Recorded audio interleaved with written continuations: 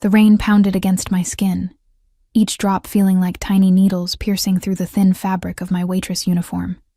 I couldn't remember how long I'd been walking. Minutes or hours. It all blurred together as my fever climbed higher. The neon lights of downtown reflected in puddles around me, distorting and wavering like my consciousness. Just a few more blocks, I whispered to myself, my voice drowned by thunder that rattled the windows of closed shops.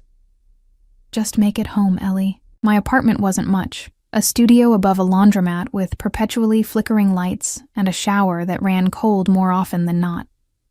But it was mine. Or it would be, until the end of the month, when rent was due, and my bank account would once again fail to meet the demand. I stumbled, my worn-out sneakers slipping on the wet pavement. The world tilted sideways, and I grabbed onto a nearby street lamp, its cold metal shocking against my burning skin. The restaurant manager's words echoed in my mind. Don't come back until you're not contagious. We can't afford to have customers getting sick. What he meant was, don't come back until you're not contagious, and we don't have to pay you sick leave. 3 days without work meant 3 days without pay, and 3 days without pay meant I couldn't afford the antibiotics the clinic had prescribed for my infection. A car splashed through a puddle near the curb, drenching my legs with dirty water. I didn't even have the energy to curse. My vision blurred, dark spots dancing at the edges. The rain had soaked through everything, my clothes, my hair, my bones. I couldn't remember ever feeling this cold. I blinked hard, trying to focus on the crosswalk ahead. That's when I noticed it, a sleek black car idling at the intersection, its engine a low purr that somehow cut through the storm's chaos. The windows were tinted so dark they looked like pools of ink, reflecting nothing but more darkness. Something about it made me pause. In this neighborhood, a car like that meant one thing: trouble. I turned down a side street, my legs shaking with each step. My breath came in short, painful gasps. The fever was getting worse. Behind me, I heard the gentle rumble of an engine. The black car had turned onto the same street. Panic shot through me like electricity, momentarily clearing the fog in my head. I quickened my pace, each step sending jolts of pain through my body. The car kept pace, moving slowly, like a predator stalking wounded prey. I tried to run, but my body betrayed me. The world tilted again, this time refusing to right itself. The wet pavement rushed up to meet me, and I felt my knees buckle. The last thing I saw before darkness claimed me was the black car stopping beside me, its door opening like the mouth of some great beast. Warmth. That was the first sensation that registered when consciousness returned. Warmth and the smell of expensive leather. Something soft cradled my body, and the gentle hum of an engine vibrated beneath me. I forced my eyes open, panic immediately flooding my system. I wasn't on the street anymore. I was in a car. The black car, stretched across a back seat so spacious it could have fit my entire apartment's furniture. You're safe now. The voice came from my right, deep, smooth, with the faintest trace of an accent I couldn't place. I turned my head, wincing at the pain that shot through my temples, and saw him. He sat with one leg crossed over the other, his posture relaxed, yet somehow still commanding every molecule of air in the vehicle. A tailored black suit hugged his broad shoulders, the fabric so fine it seemed to absorb light rather than reflect it. His face was all sharp angles, high cheekbones, a strong jaw dusted with perfect stubble, and eyes so dark they reminded me of obsidian. Those eyes were fixed on me with an intensity that made my breath catch. Who? My voice came out as a rasp. I tried to sit up, but a wave of dizziness forced me back down. Don't move, he said, uncrossing his legs and leaning slightly toward me. You have a high fever. My doctor is waiting for us. His doctor. Not a doctor. His doctor. As if he owned the medical professional the same way he owned this car, with its butter-soft leather seats and privacy partitions separating us from the driver I couldn't see. I don't need a doctor, I lied, struggling to sit up again. I need to go home. His mouth, full lips that contrasted with the hardness of his other features, curved into something that wasn't quite a smile. In this condition, you collapsed on the street. If I hadn't been there, he let the sentence hang, unfinished but clear in its implication. Fear and gratitude warred within me. "Thank you for helping me, but Ellie Morgan, 24, waitress at Bellini's, lives alone in an apartment on Westmore Street. No family in the city."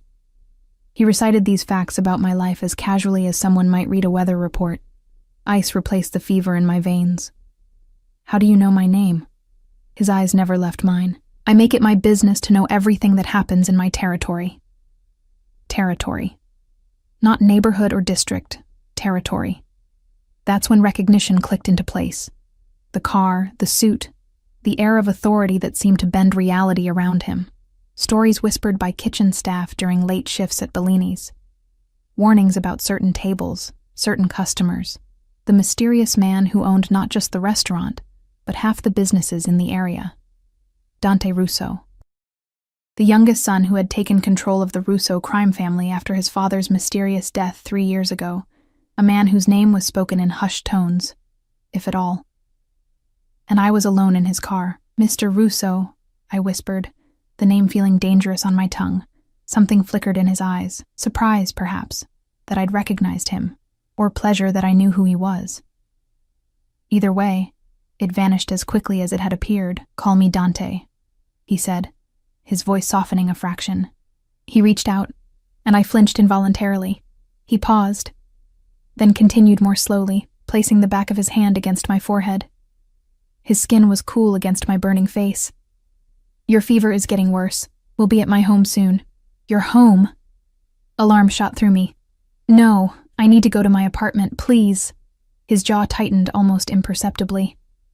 "Your apartment has no heat, no food in the refrigerator, and is currently being watched by people who mean you harm." My mind reeled, trying to process his words through the fog of fever. People who... What? Why would anyone be watching my apartment? Instead of answering, Dante pressed a button on a console beside him.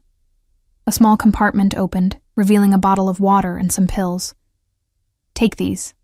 They'll help with the fever until we arrive." I stared at the pills suspiciously. "I don't take things from strangers." A dark chuckle escaped him, the sound sending an unexpected shiver down my spine, one that had nothing to do with my illness. "Ellie," he said, my name sounding different in his mouth, almost like a possession. "If I wanted to hurt you, I wouldn't need to drug you." The worst part was, I believed him.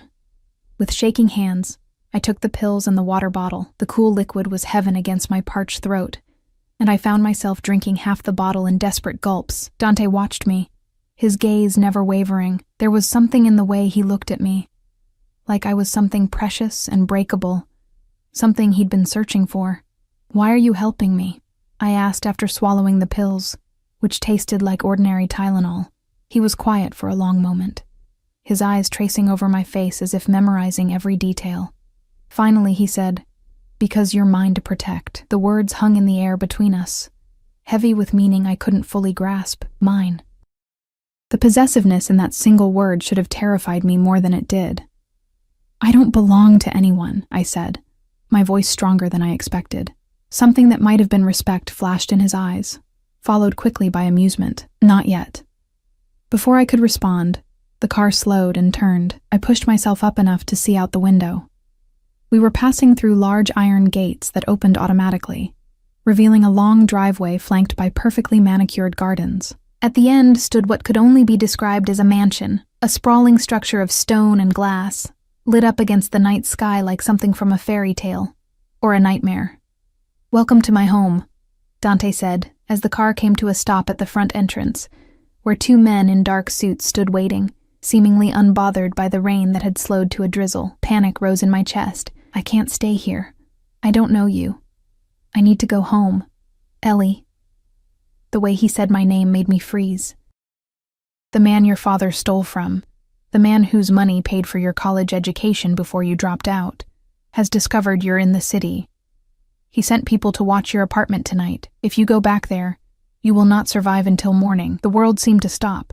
My father had been gone for years, disappearing after my mother died, occasionally sending money that I'd use for tuition. Money I'd assumed came from his gambling wins. I'd never questioned where it came from, not until the payments stopped and I had to drop out. "How do you know about my father?" I whispered. Dante's eyes softened fractionally, the only indication that he recognized the shock and fear coursing through me. Because the man he stole from was my father's closest associate, and because I've been watching you for much longer than you realize, Ellie Morgan. The car door opened from the outside. Rain-scented air rushed in, along with the imposing figure of a man who could only be a bodyguard. "Sir," the man said, his eyes never looking directly at Dante. "The doctor is waiting inside." Dante nodded, then turned back to me. "You have two choices. Come inside willingly, where you'll be safe, treated, and we can discuss your situation. Or I can have my men carry you inside, and we'll have that discussion once you're feeling better."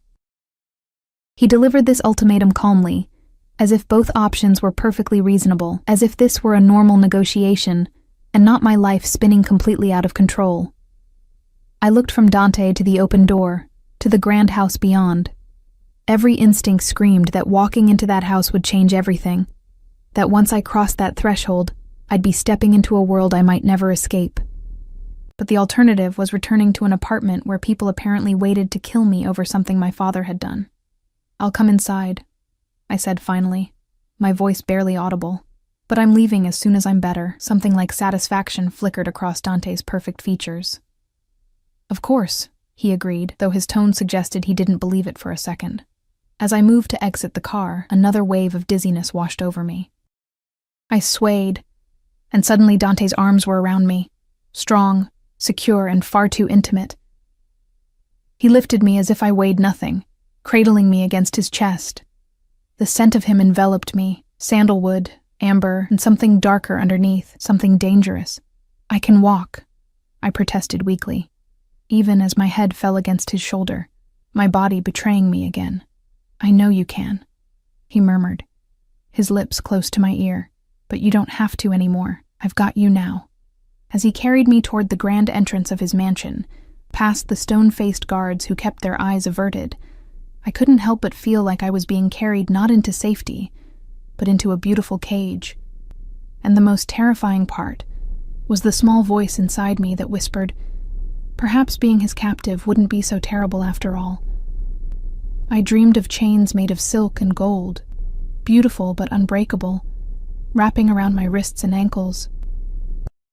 In the dream, I couldn't tell if I was struggling against them or surrendering to their embrace. A voice called my name from the darkness. My father's voice, then my mother's, then one I didn't recognize but somehow knew belonged to Dante. When I woke, sunlight was streaming through floor-to-ceiling windows draped with sheer white curtains that billowed in a gentle breeze. For one disorienting moment, I thought I might be dead. The room was too beautiful, too pristine to be real. The bed beneath me was enormous, with sheets so soft they felt like clouds against my skin.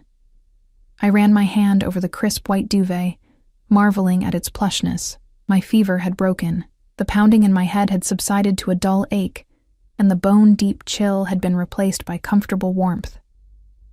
I was wearing silk pajamas that definitely weren't mine, pale blue, perfectly fitted, as if they had been made for me. The thought of someone changing my clothes while I was unconscious sent a flush of embarrassment through me. I pushed myself up to sitting position and took stock of my surroundings. The bedroom was larger than my entire apartment, decorated in shades of cream and blue. A sitting area with two elegant armchairs faced a marble fireplace. One wall was entirely glass, revealing a breathtaking view of manicured gardens, and beyond them the glittering skyline of the city. On the nightstand beside the bed sat a glass of water, 2 pills, and a handwritten note. I picked it up, surprised by the elegant, slanting handwriting. "Take these when you wake. The doctor will return at noon to check on you. Do not leave the room until I come for you. D." The commanding tone of the note sent a flutter of indignation through me. Who was he to order me around? Yet even as I thought it, I found myself reaching for the pills and water, swallowing them obediently. Only after I'd taken them did I realize how foolish that was. They could have been anything. I swung my legs over the side of the bed, relieved to find my strength mostly returned. My waitress uniform was nowhere to be seen. Instead, there was a robe draped over a nearby chair, silk, like the pajamas, in a slightly darker shade of blue. I put it on and padded barefoot across the plush carpet to try the door. Locked, of course. I was a prisoner then. A very comfortable one, but a prisoner nonetheless. I returned to the windows, which opened onto a small balcony. Stepping outside, I was immediately struck by the contrast between this place and my life. From here, I could see perfectly trimmed hedges, a large swimming pool with water so blue it hurt to look at, and gardens bursting with colorful flowers. Several men in dark suits patrolled the grounds, their stances alert and watchful. Guards, or perhaps more accurately, soldiers. Looking at the drop from the balcony to the ground below, I estimated it to be about 20 feet, not survivable without serious injury. Even if I could somehow make it down, those guards would spot me instantly. I went back inside, frustration building in my chest. What did Dante want with me? What had my father done that was so terrible it had put me in danger years later?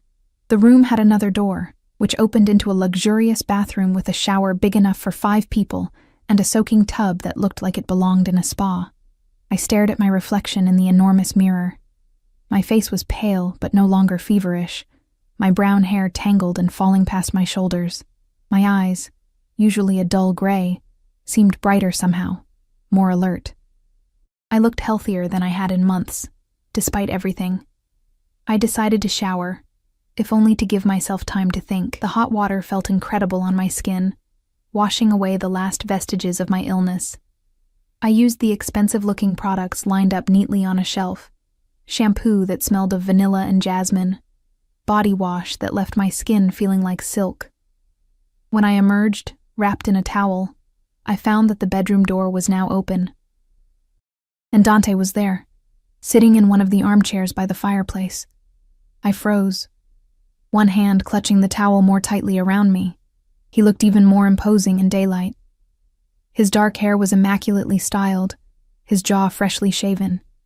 He wore another perfectly tailored suit, this one navy blue, with a crisp white shirt open at the collar. He was reading something on a tablet, his long fingers occasionally swiping across the screen. He looked up as I entered, his dark eyes taking in every inch of me. I felt naked despite the towel, exposed in a way that went beyond physical. "You're feeling better?" he said. It wasn't a question. I nodded, acutely aware of the water droplets trailing down my neck and shoulders. "Yes. Thank you for helping me." His eyes lingered on a droplet making its way toward my collarbone. "Get dressed. There are clothes in the closet. Then we'll talk." With that, he returned his attention to the tablet, dismissing me as casually as if I were a servant. Anger flared in my chest, hot and sudden. "You know, most kidnappers aren't so rude to their victims." His head snapped up, eyes narrowing. For an instant, I saw something dangerous flash across his face, a reminder that beneath the polished exterior was a man accustomed to violence. "Kidnapper?" He set the tablet aside and stood, his movements fluid and controlled. "Is that what you think this is?" He took a step toward me, and I instinctively backed away. My retreat seemed to displease him. His jaw tightened. "I saved your life," he said, his voice low and measured. "If I hadn't been watching you, you would have died on that street, either from your fever or from the men who were following you. And now I'm locked in a room in your house, wearing clothes that aren't mine, being told what to do." I raised my chin, refusing to be intimidated despite the hammering of my heart. "What would you call it?" A smile curved his lips, though it didn't reach his eyes. "Protection." "I didn't ask for your protection." "You didn't have to." He moved closer, and this time I held my ground. Some things are inevitable, Ellie. Some connections can't be ignored or denied.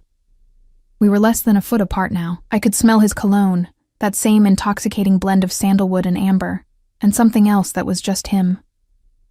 Up close, I could see that his eyes weren't solid black as I'd first thought, but a very dark brown with flecks of gold near the pupil. "What connection?"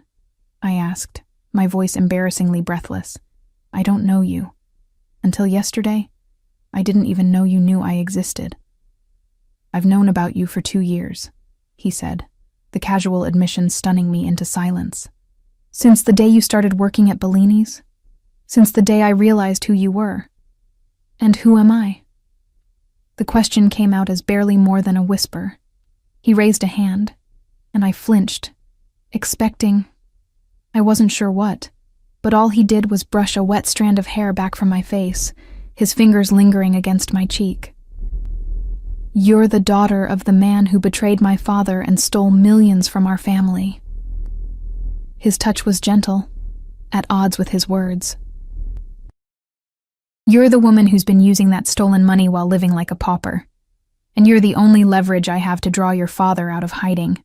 The floor seemed to drop from beneath my feet. Leverage, I repeated numbly. His hand fell away from my face. Get dressed. There's much to discuss. He turned and walked to the door, pausing at the threshold. The closet is through there, he said, nodding toward another door I hadn't noticed. Everything should fit. I'll have breakfast sent up. Join me on the terrace in 30 minutes.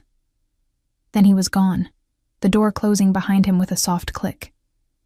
This time, I heard no lock engage, but I knew I was no less trapped than before. I moved woodenly to the closet door, my mind reeling. My father had stolen from the Russo family. The money he'd sent me for college, money I'd used without question, had been stolen from dangerous criminals. The closet was a room unto itself, larger than my bedroom at home. Racks of clothing lined the walls, dresses, blouses, skirts, jeans, all still with tags attached. A quick glance confirmed my suspicion. Everything was exactly my size. A chill ran through me that had nothing to do with my damp skin. How long had Dante been planning this? How much did he know about me? I chose the simplest outfit I could find. Jeans, a soft gray sweater, and ankle boots. Everything fit perfectly, of course. I found underwear and bras still in packaging in a drawer. Again, exactly my size. The intimacy of it made me shudder. As promised, when I emerged from the closet, I found a tray of food waiting on a small table by the window. Fresh fruit, pastries, yogurt, coffee. My stomach growled at the sight, reminding me I hadn't eaten a proper meal in days. I ate quickly, trying to gather my thoughts. If Dante was telling the truth, if my father had stolen from his family and people were after me because of it, then leaving might actually be more dangerous than staying. But remaining here meant placing myself at the mercy of a man who saw me as nothing more than a means to an end. Leverage. By the time I finished eating, I'd made up my mind. I would hear what Dante had to say. I would learn as much as I could about my situation. And then I would find a way out, away from both Dante Russo and whoever was hunting me. I followed the hallway outside my room, passing artwork that probably cost more than I'd earn in 10 lifetimes. The house was eerily quiet, though I sensed I wasn't alone. Eyes watched from discreet corners. Cameras, guards, or both. The hallway opened onto a grand staircase that descended into an enormous foyer with marble floors and a crystal chandelier. I made my way down, my footsteps echoing in the vast space. A uniformed maid appeared, seemingly from nowhere. "Miss Morgan," she said, her expression carefully blank. "Mr. Russo is waiting for you on the East Terrace. Please follow me." She led me through a series of rooms, each more opulent than the last, until we reached a set of French doors that opened onto a stone terrace overlooking the gardens. Dante sat at a glass table, reading a newspaper, a cup of coffee in front of him. He looked up as I approached, his eyes taking in the outfit I'd chosen. "Thank you, Maria," he said to the maid, who nodded and disappeared back into the house. He stood as I reached the table, an oddly gentlemanly gesture from a man who was essentially holding me captive. "Please, sit." I took the chair opposite him, hyper-aware of the guards positioned at discreet intervals around the perimeter of the terrace. "How are you feeling?" he asked, studying my face with an intensity that made my skin prickle. "Better," I said stiffly. "The fever's gone." "Good." He sipped his coffee. Dr. Mendez said it was a severe infection. If left untreated much longer, it could have developed into pneumonia. I didn't know how to respond to his concern, so I changed the subject. "You said my father stole from your family." Dante set down his cup, his expression hardening. 5 years ago, your father worked as an accountant for several businesses owned by my family. He used his position to embezzle just over $10 million before disappearing. The amount made my head swim. That's impossible. My father was just a gambling addict who abandoned me after my mom died. He could barely hold down a job at H&R Block. A humorless smile curved Dante's lips. Your father, Robert Morgan, was one of the most skilled financial criminals on the East Coast. The gambling addiction was real, but it was also a cover that allowed him to move in certain circles, to gain certain information. I shook my head, unable to reconcile this image with the man who'd taught me to ride a bike, who'd cried at my high school graduation. If what you're saying is true, why hasn't he been arrested? Because what he stole from us wasn't exactly legal to begin with. Dante's voice was matter of fact. We couldn't exactly file a police report. Of course not. Because they were criminals, Mafia. And now, because of my father's actions, I was caught in their world. So what now? I asked, forcing my voice to remain steady. You keep me prisoner until my father magically appears to save me?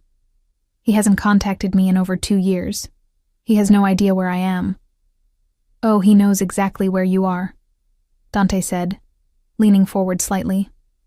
The money he sent you for college, it came with tracking software attached to the transfers.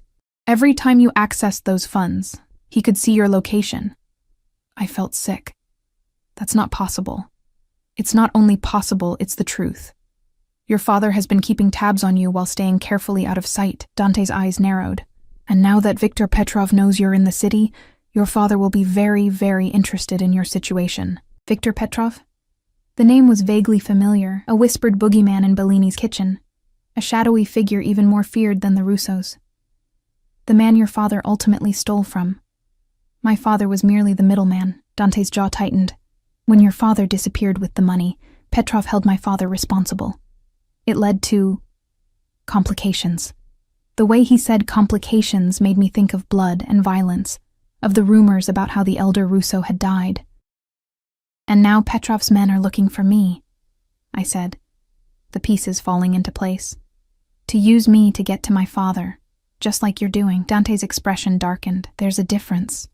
Petrov will torture and kill you whether your father returns the money or not. I'm offering you protection, in exchange for using me as bait. In exchange for your cooperation. He reached across the table, his fingers brushing mine. I pulled away, but not before feeling the electric current of his touch. Work with me, Ellie. Help me find your father before Petrov does. And what happens to my father if I help you find him?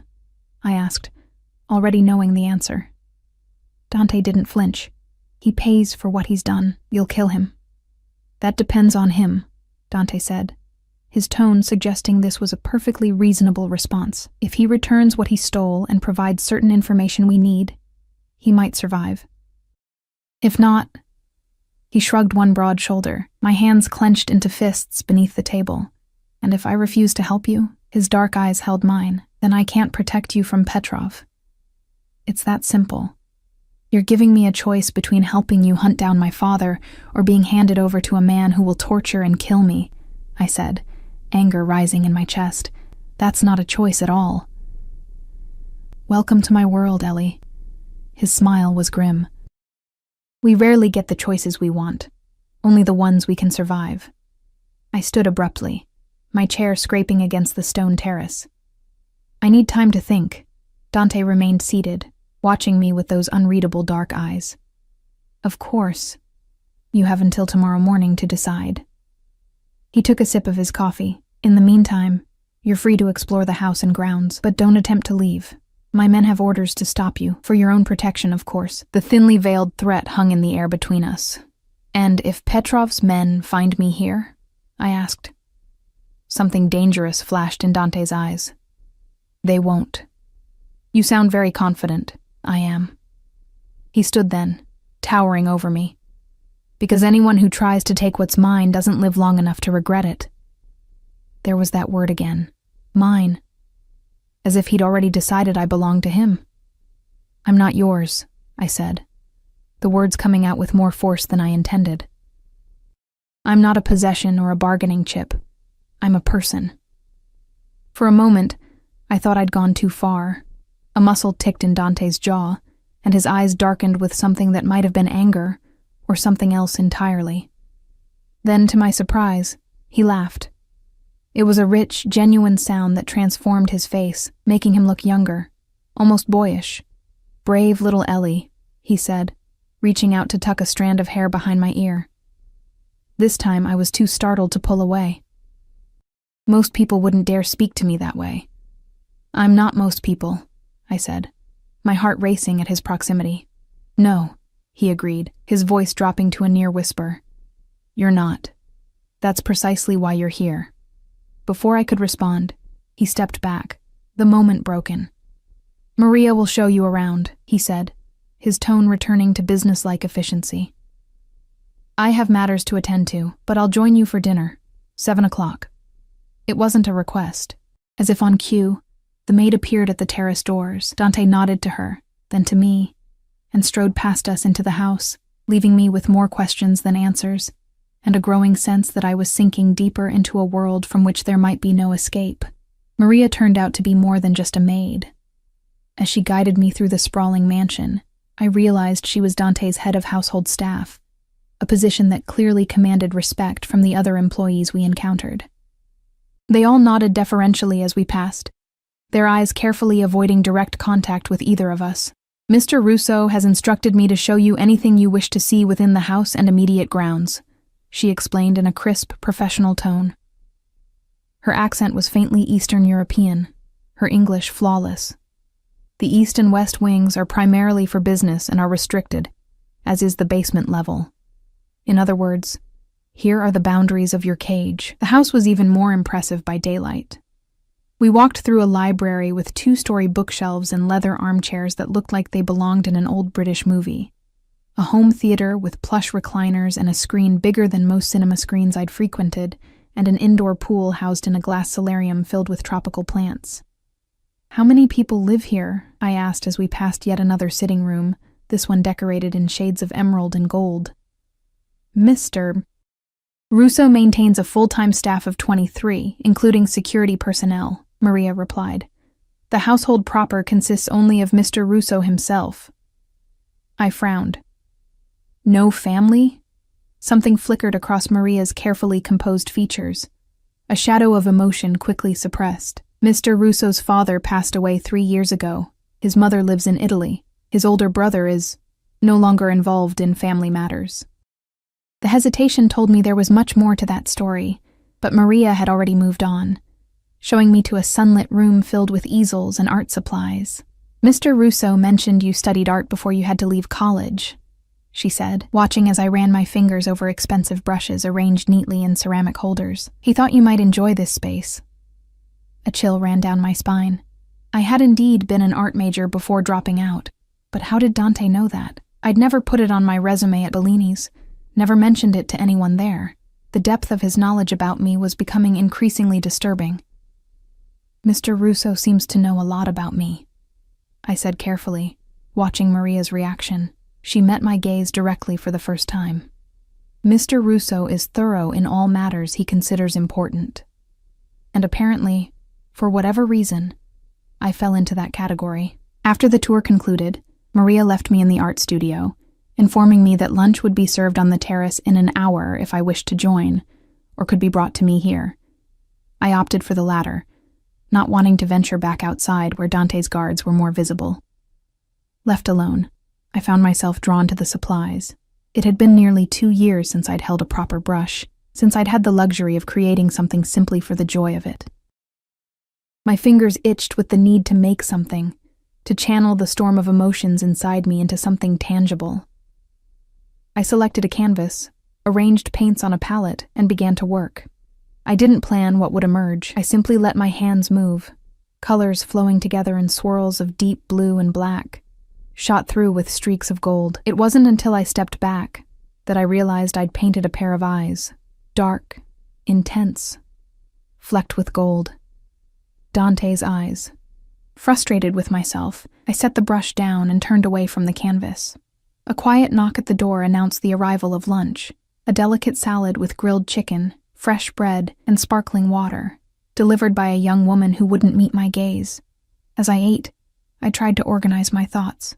I needed to make a decision by morning. Help Dante find my father, or face Petrov on my own. Neither option was acceptable, which meant I needed a third choice. Escape. But how? The house was guarded, the grounds patrolled, I had no money, no phone, no identification. Even if I managed to get past the security, where would I go? My apartment wasn't safe. I had no close friends in the city, no family to turn to. After lunch, I returned to exploring the house on my own, this time with an eye toward possible exits. I noted the locations of doors, windows, the patterns of the guards' movements. But everywhere I went, I sensed eyes on me, cameras hidden in discreet corners, staff members appearing just as I was testing a door or examining a window latch. By late afternoon, I'd made my way to a small courtyard garden nestled between two wings of the house. It was more secluded than the main gardens, with high stone walls covered in climbing roses and a small fountain bubbling at its center. I sat on a stone bench, closing my eyes and tilting my face toward the sun, allowing myself a moment of peace amid the chaos my life had become. It was my mother's favorite place. I startled at the sound of Dante's voice, my eyes flying open. He stood at the entrance to the courtyard, his suit jacket gone, the sleeves of his white shirt rolled up to expose strong forearms. In this more casual state, he looked younger, less like the untouchable Mafia boss, and more like a man in his early 30s with the weight of an empire on his shoulders. "Your mother's?" I asked, watching as he crossed to the fountain, running his fingers through the clear water. "She designed this courtyard herself when my father built this house," he said, his expression softening slightly at the memory. She said it reminded her of her grandmother's home in Tuscany. For the first time since I'd met him, Dante seemed genuinely human, vulnerable even. It was disconcerting. "Maria said she lives in Italy now?" He nodded, withdrawing his hand from the water and wiping it on a handkerchief he produced from his pocket. "After my father died, she couldn't bear to stay. Too many memories." His eyes met mine. "She calls every Sunday, asks when I'll settle down, give her grandchildren." The mundane detail of weekly calls from a mother asking about grandchildren seemed so at odds with the dangerous world Dante inhabited that I almost laughed. But the intensity of his gaze stopped me. "What do you tell her?"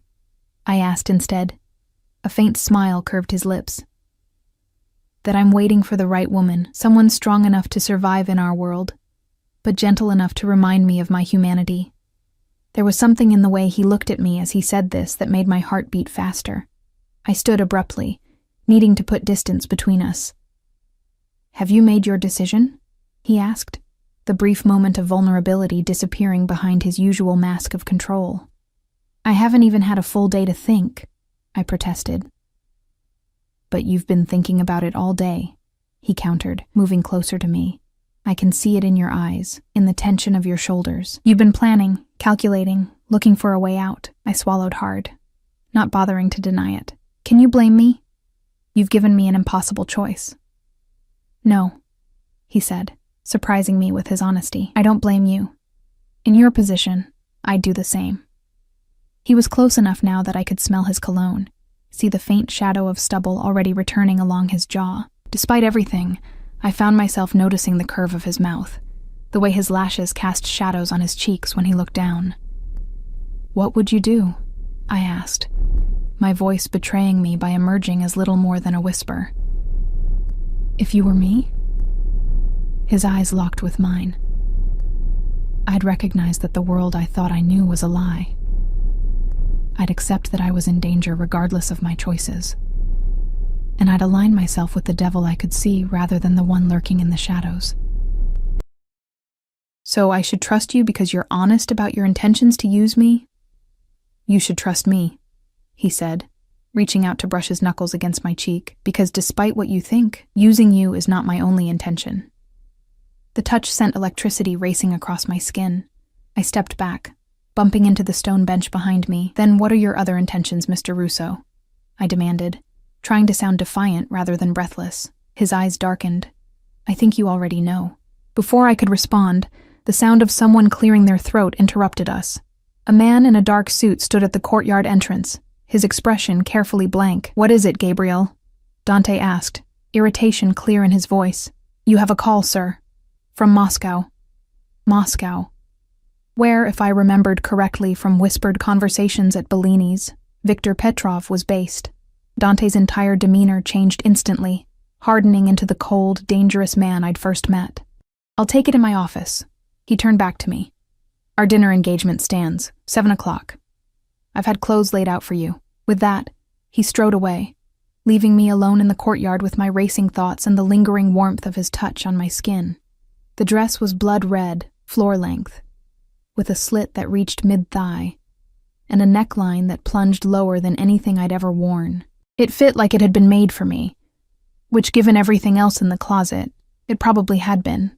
I stared at my reflection in the mirror, barely recognizing myself.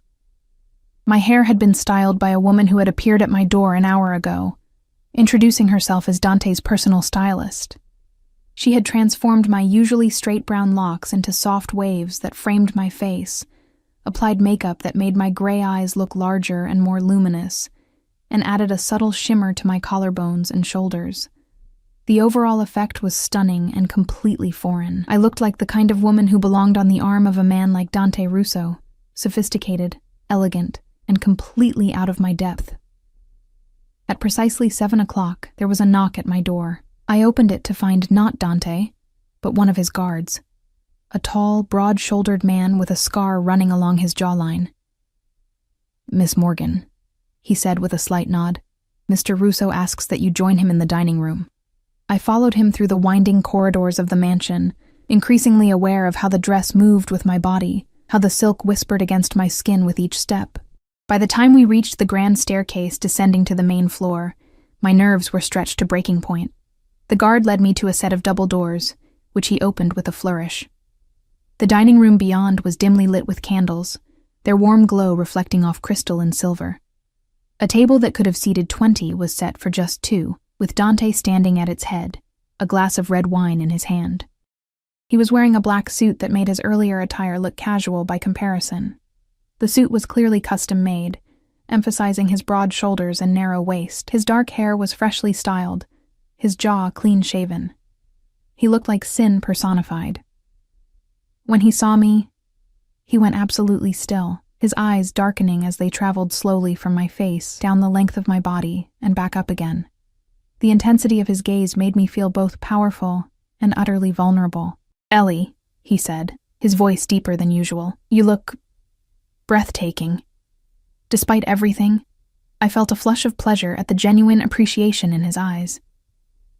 "Thank you," I said, suddenly shy. "Your stylist is very talented."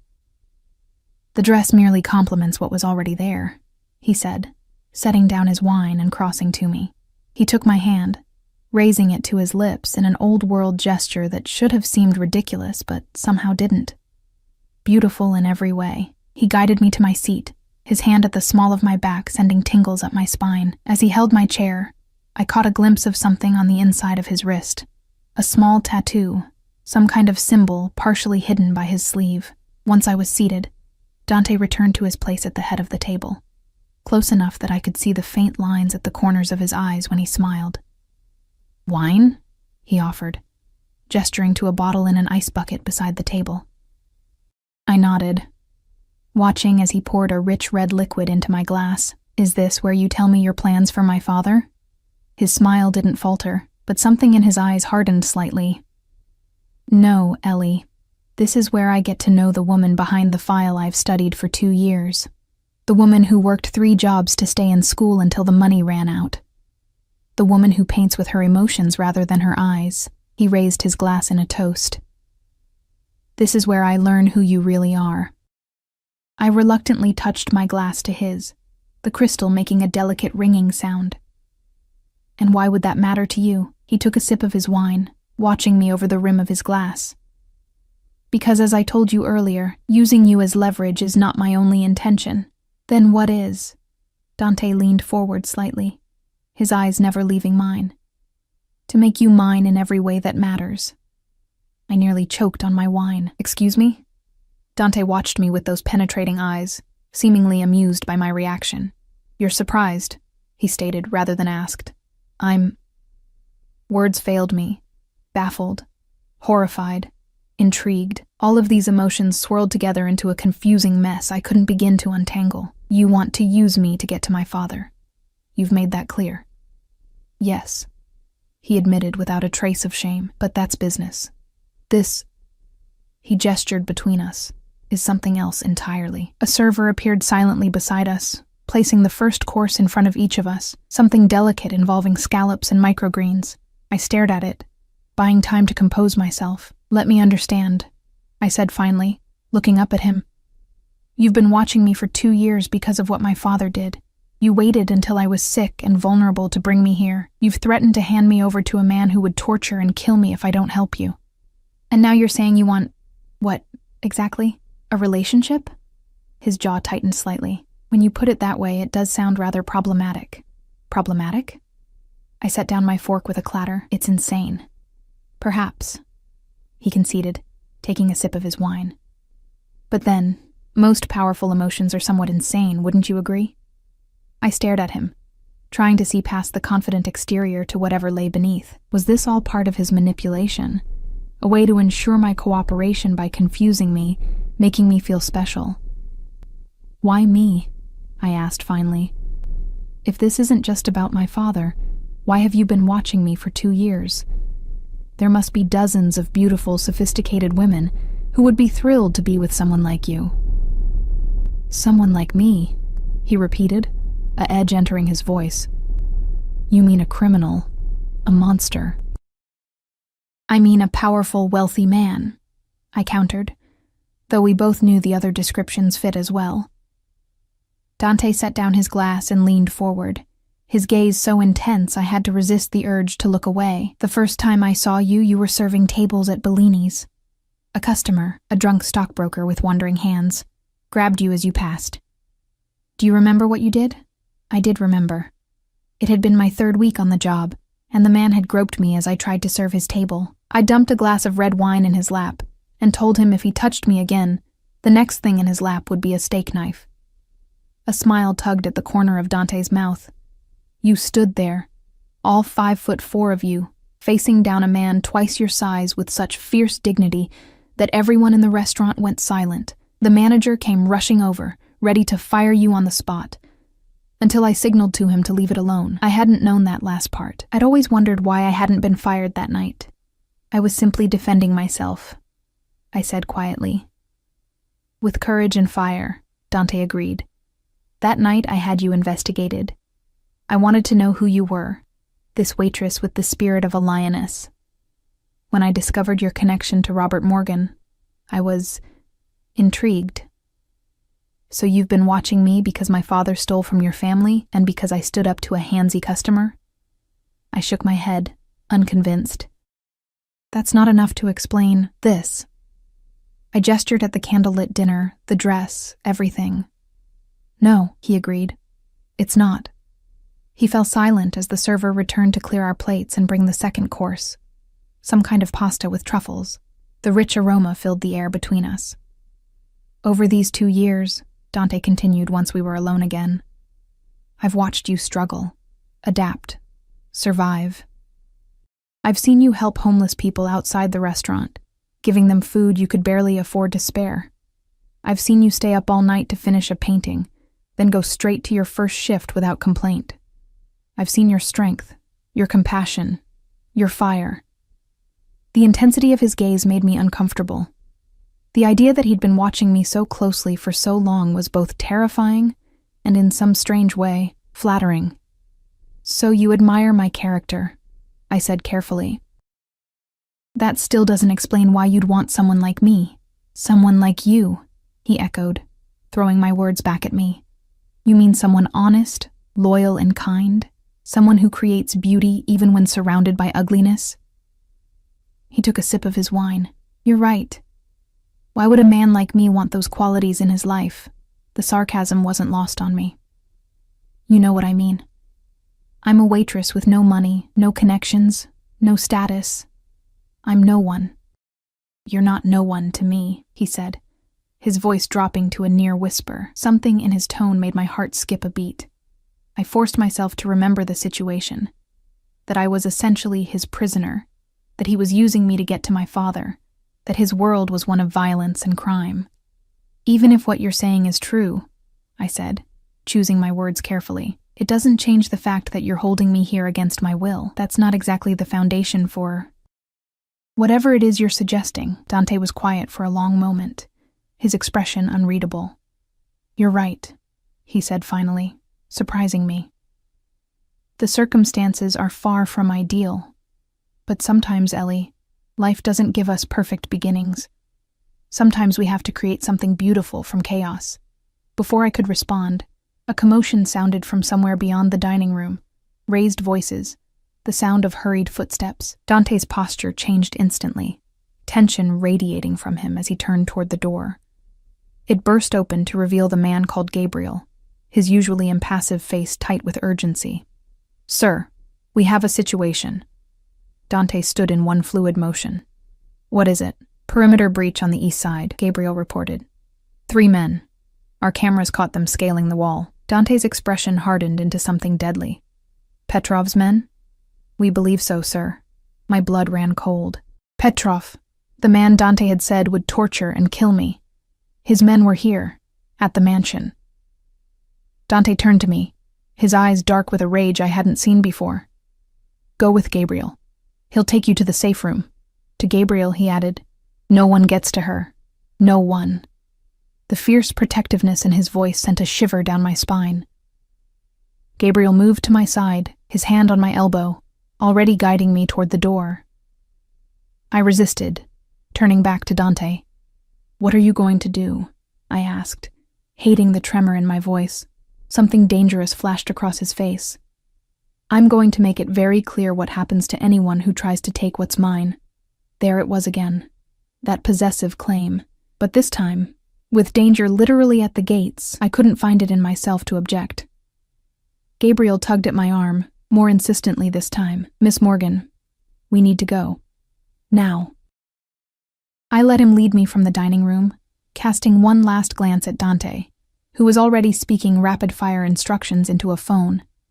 The elegant, almost charming man from dinner had vanished, replaced by something much more dangerous.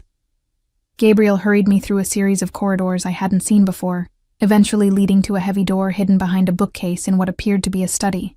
The room beyond was small but well-appointed, with a comfortable sofa, a television, and a compact kitchenette. A security panel on one wall displayed feeds from various cameras around the property. "You'll be safe here," Gabriel said, checking the locks on the door. "The walls are reinforced. No one gets in without the code. What's happening out there?" I moved to the security panel, scanning the different camera feeds. Most showed empty hallways or gardens, but one captured a group of Dante's men moving in formation across the lawn, weapons drawn. "Petrov's men are testing our defenses," Gabriel said grimly. "They must have discovered you're here." A chill ran down my spine. "How?" "I've only been here a day." Gabriel's expression was grim. "We believe there may be a leak. Someone who informed Petrov of your presence." In Dante's organization? The idea that someone close to Dante had betrayed him made the situation even more terrifying. If Dante's own people couldn't be trusted, how could he protect me? "We'll find the traitor," Gabriel said, his hand resting on the gun holstered at his side. "Mr. Russo doesn't tolerate betrayal." I believed that. I'd seen the look in Dante's eyes when he learned of the breach. Cold, deadly determination. For all his talk of wanting me, of admiring my character, he was still a man accustomed to violence, a man who had likely killed before and would kill again. Yet somehow, that knowledge didn't frighten me as much as it should have. Not when that violence was being directed at people who meant me harm. "Will Dante be okay?" I asked, surprising myself with how much I cared about the answer. Gabriel's expression softened slightly. "Mr. Russo can take care of himself. His concern right now is your safety." As if on cue, one of the security feeds showed Dante striding across the main foyer, surrounded by armed men. He had removed his suit jacket and rolled up his sleeves, revealing not just the tattoo I'd glimpsed earlier, but a full sleeve of intricate designs. In his hand was a gun, held with the confidence of someone intimately familiar with its use. Even through the grainy security footage, the power and danger emanating from him was palpable. This was the real Dante Russo. Not the charming dinner companion or the vulnerable man in his mother's garden, but the head of a criminal empire, a man to be feared. And despite everything, despite knowing exactly what he was, I couldn't take my eyes off him. "He cares for you," Gabriel said quietly, watching me watch Dante on the monitor. I haven't seen him like this about anyone before.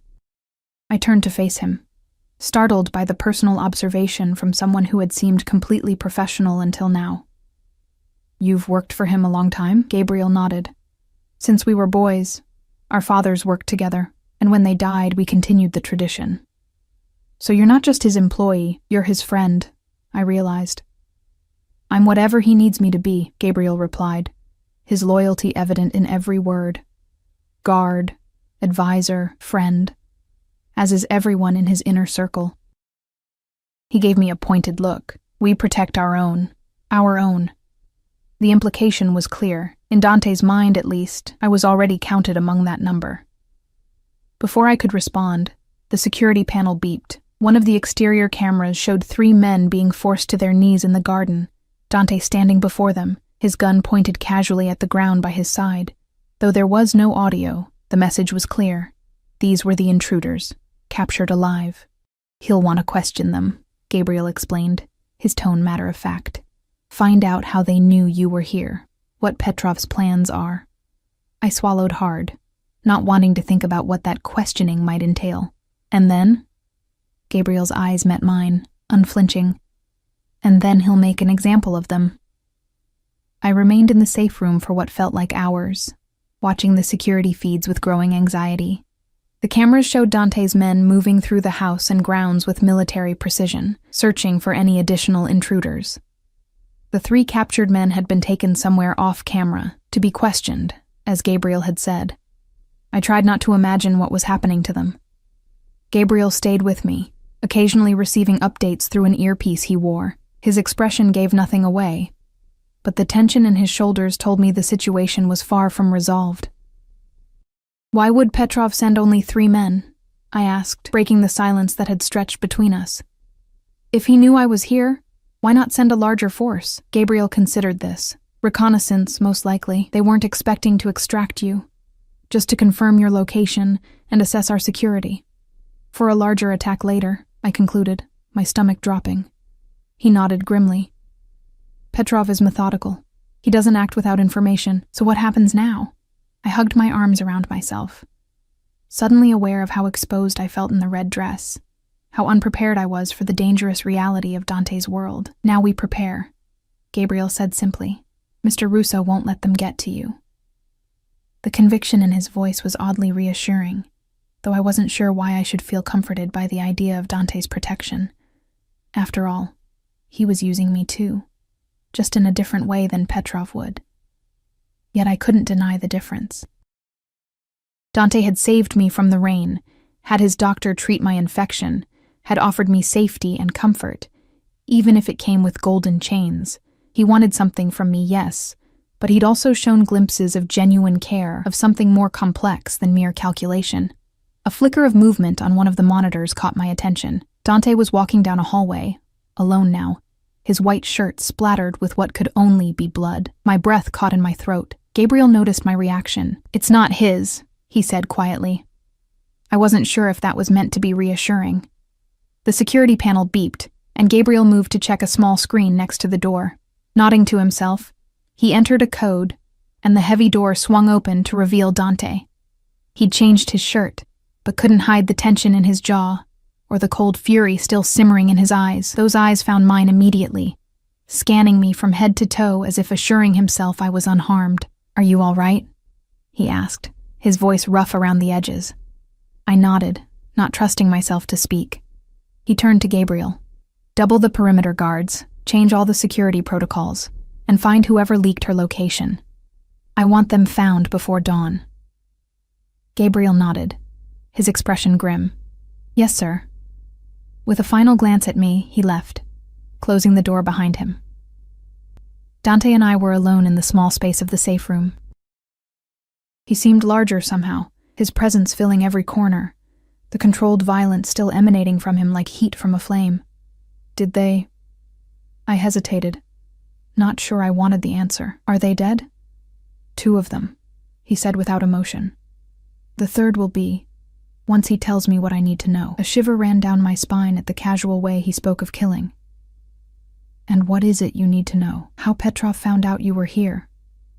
Who's working for him inside my organization? His eyes darkened. And how much time we have before he sends more men? What did they tell you?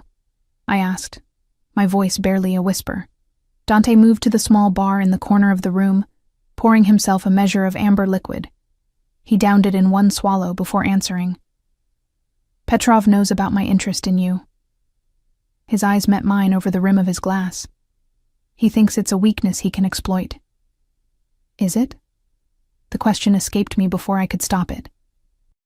Something flashed in his eyes, anger, frustration, or perhaps something more vulnerable. What do you think? I thought of how he'd reacted to the breach, the cold fury, the immediate action to protect me, the blood on his shirt. I think you're dangerous, I said honestly. I think you're capable of things I can't even imagine. But I also think you care about me, even though it doesn't make any sense. A humorless smile curved his lips. Welcome to my dilemma. He set down his glass and moved toward me, stopping when just a foot of space remained between us. Close enough that I could feel the heat radiating from his body, could smell the faint metallic scent of blood beneath his cologne. Petrov will come for you with everything he has, he said, his voice low and intense, not just because of your father now, but because he knows taking you would hurt me. Why? I asked, needing to understand. Why do you care so much? You barely know me. I know enough. His hand came up to cup my cheek, his touch surprisingly gentle given the violence I knew those hands were capable of. I know you paint when you're upset. I know you save the crusts from your sandwiches for the birds in the park near your apartment. I know you called your mother's phone number for months after she died. Just to hear her voicemail message, tears pricked at my eyes. The depth of his knowledge about me was terrifying and strangely intimate. You've been watching me that closely? Yes, he admitted without shame. At first because of your father, then because I couldn't stop. I struggled for the right word. Unsettling. A low chuckle escaped him. I've been called worse. His thumb brushed across my lower lip, his eyes following the movement. I need you to understand something, Ellie. Whatever happens next, whatever you decide about helping me find your father, I will not let Petrov touch you. You are under my protection now, permanently. The possessiveness in his voice should have angered me, but instead it sent a different kind of shiver through me, one that had nothing to do with fear. And if I don't want your protection? I challenged, even as I leaned slightly into his touch. If I want to leave once this is over. His eyes darkened. Then I would let you go, he said, though the words seemed to cost him, but I would still protect you, whether you wanted it or not, whether you were mine or not. There it was again. That word. Mine. But this time, it didn't sound like ownership. It sounded like belonging, like choice. I don't know what I want anymore, I admitted. The events of the past 24 hours leaving me unmoored, adrift in a sea of confusion and conflicting desires. Then let me tell you what I want, Dante said, his voice dropping to a near whisper. I want you safe. I want you by my side. I want to wake up to your fire and your compassion and your strength every day for the rest of my life. My breath caught at the raw honesty in his words, at the intensity of emotion in his eyes. You don't even know if I can help you find my father, I reminded him, trying to hold on to some semblance of reality in the face of his overwhelming presence. This isn't about your father anymore, he said, his hand sliding to the nape of my neck. It hasn't been for a long time, and then he was kissing me, his lips claiming mine with a hunger that stole the breath from my lungs. I should have pushed him away. I should have remembered that I was his prisoner, that he was a criminal, that his hands were stained with the blood of men he had killed just hours before. Instead, I found myself responding with a passion that matched his, my hands clutching the front of his shirt, pulling him closer. It was madness. It was fire. It was the most alive I had felt in years. When we finally broke apart, both breathing heavily, I could see the surprise in his eyes, not at his actions, but at the intensity of my response. Ellie, he breathed, his forehead resting against mine. Tell me to stop. Tell me this isn't what you want, but I couldn't. Because despite every rational thought screaming that this was insanity, my heart was pounding with a different truth, that in his arms, I had finally found something I hadn't even known I was looking for. I can't, I whispered, my hand still clutching his shirt. I can't tell you to stop. A sound that was half groan, half triumph escaped him, and then he was kissing me again, his hand sliding down to my waist, lifting me effortlessly and pressing me against the wall of the safe room. My legs wrapped around him instinctively, the slit in my dress allowing the movement without restriction. You should know, he said between kisses, his lips trailing fire down my neck. Once I make you mine, I will never let you go, not truly. The warning in his words penetrated the haze of desire. I placed my hands on his chest, pushing back slightly to look into his eyes. I need to know something first, I said, my voice unsteady. My father. What will happen to him if we find him? Dante's expression darkened, but he didn't look away. The truth? I nodded, bracing myself. If he returns what he stole and gives us the information we need about Petrov's operations, he lives, Dante said, his voice hardening. If he refuses, he didn't need to finish the sentence. I understood the implication perfectly. And you expect me to help you, knowing that? I asked, my hands dropping from his chest. Dante set me down gently, but didn't move away, keeping me trapped between his body and the wall. I expect you to make your own choice, Ellie, knowing all the facts. Knowing who I am, knowing what's at stake. I closed my eyes, trying to think past the pounding of my heart and the lingering taste of him on my lips. My father had abandoned me years ago, had stolen millions of dollars, had put me in danger without a thought for my safety. He wasn't the man I had believed him to be. And Dante, for all his darkness, had shown me more care and honesty in one day than my father had in years. If I help you, I said slowly, opening my eyes to meet his gaze, I want your word that you'll at least try to bring him in alive, that killing him will be the last resort, not the first. Something like respect flashed in his eyes. You have my word. And afterward, I continued, needing to establish this before I lost myself in him again. I want a real choice, about staying or going, about us. No manipulation, no threats. Dante's jaw tightened, but he nodded. A real choice, I promise. His hand came up to cup my face again. But know this, I will do everything in my power to make you want to stay. The intensity of his gaze left no doubt that he meant every word. This dangerous, complicated man wanted me with a ferocity that was both terrifying and exhilarating. Then I'll help you, I said, making my decision. I'll help you find my father. Relief and triumph flashed across his face before he schooled his expression. Thank you, he said simply. And then he was kissing me again, his hands tangling in my hair, his body pressing mine against the wall with delicious pressure. I surrendered to it, to him, to the madness of wanting a man who lived in darkness but looked at me like I was his light. Whatever happened tomorrow, finding my father, facing Petrov, I would face it with Dante at my side. For better or worse, our fates were now intertwined, and as his hand slid the straps of my dress from my shoulders, as his lips traced fire across my skin, I found I no longer wanted it any other way.